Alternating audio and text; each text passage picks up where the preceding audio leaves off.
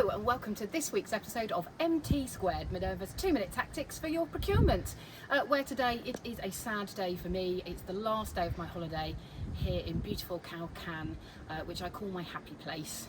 So I'm very sad to be going home, but I've had an amazing holiday.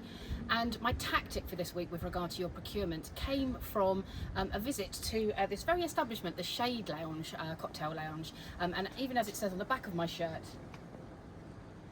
it is our happy place. And what I love about this business is that it's been going since 2016, and I first visited Calcan in 2017.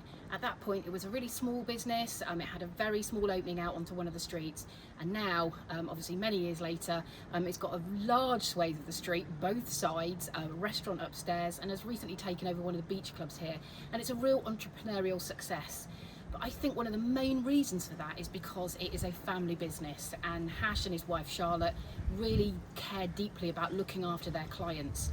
It's the same with one of the boat trips that we went on. I think it's the 4th or 5th trip that I've done with Osman and his family, and again they really care. There's a real family feel to what's going on.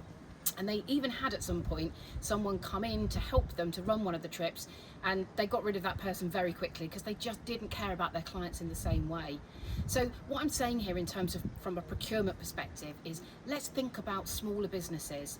Under the new legislation, under the Procurement Act, we are required to give due regard to small businesses, and so have a think when you're setting your tender processes up about what you can do to help those small businesses to participate. I'm not saying give them an unfair advantage, but do think about maybe the evaluation criteria that you're looking for, and see if you can do something that actually tries to level the playing field with the smaller businesses, because they're often the ones that do care most deeply. They're often family owned and family run, and therefore they really do care very deeply. I'm not dissing big business here, there's a place for everybody, but I just think from a procurement point of view it would be great if we could try to give these smaller businesses a bigger slice of the pie, because I think very often they will look after you exceptionally well throughout the duration of your contract. So that's my tactic for this week. Have a think about small businesses. How can you support them and give due regard to them in your tender processes?